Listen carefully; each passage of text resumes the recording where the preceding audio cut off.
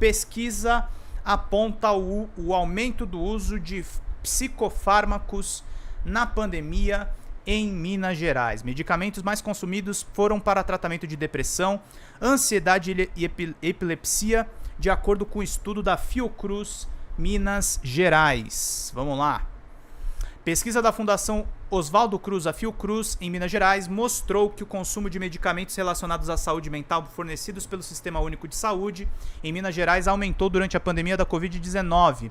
O estudo analisou os dados do Sistema Integrado de Gestão da Assistência Farmacêutica, de forma a traçar o perfil do fornecimento de psicofármacos e verificar as tendências de uso antes e durante a pandemia.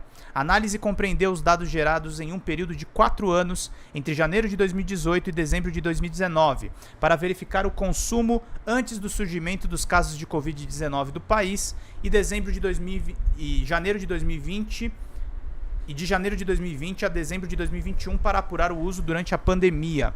De acordo com as análises, os medicamentos mais consumidos no decorrer da pandemia foi o cloridrato de fluoxetina, indicado para tratamento de depressão, o diazepam, prescrito para ansiedade, o fenobarbital sódico para epilepsia.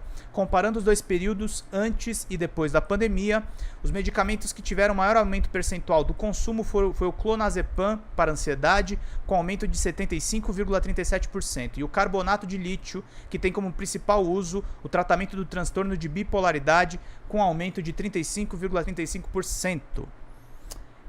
Também sou fã da Dilma, adoro ela.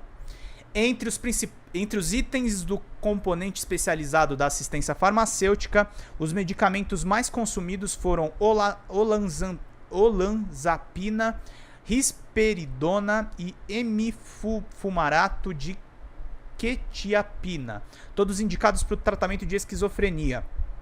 Os que tiveram maior aumento no percentual de consumo, comparando os dois períodos, foi o levetiracetam para epilepsia, com elevação de 3.000%, e o cloridrato de memantina, indicado para Alzheimer, cujo consumo subiu 340%.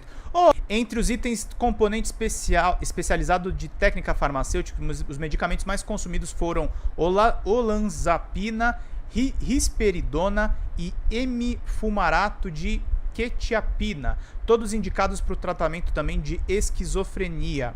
Os que tiveram maior aumento percentual no consumo comparando os dois períodos foi levetiracetam para epilepsia, com elevação de 3.000. Ah não, esquece, a Lúcia fechou sim, tô doido. Fechou, Lúcia, obrigado, querida. Com elevação de 3.000%, e cloridrato de memantina, indicado para Alzheimer, cujo consumo aumentou 340%. Para a farmacêutica Sara Nascimento, que integra o Núcleo de Avaliação de Tecnologias em Saúde da Fiocruz e coordenou o estudo, embora o crescimento do consumo de antidepressivos e ansiolíticos possa estar associado ao contexto de incertezas e preocupações gerado pela pandemia, outras questões podem ter influenciado esse aumento, como medidas importantes que afetaram as políticas públicas de saúde mental. Primeiramente, houve uma alteração da legislação que regula a dispensação de medicamentos psicotrópicos, em vigência entre março de 2020 e setembro de 2023, que ampliou temporariamente as quantidades máximas de medicamentos permitidas nas notificações e receitas e controle especial. Essa resolução triplicou a quantidade de medicamentos dispensados em uma única receita e ainda autorizou a entrega remota, que era antes proibida, disse a pesquisadora. Outro ponto importante destacado por ela foi a ampliação da transferência de recursos financeiros aos municípios por parte do Ministério da Saúde para a aquisição de medicamentos do componente básico de assistência farmacêutica, tendo como justificativo os impactos sociais causados pela pandemia, o que possibilitou a expansão da oferta de medicamentos à população.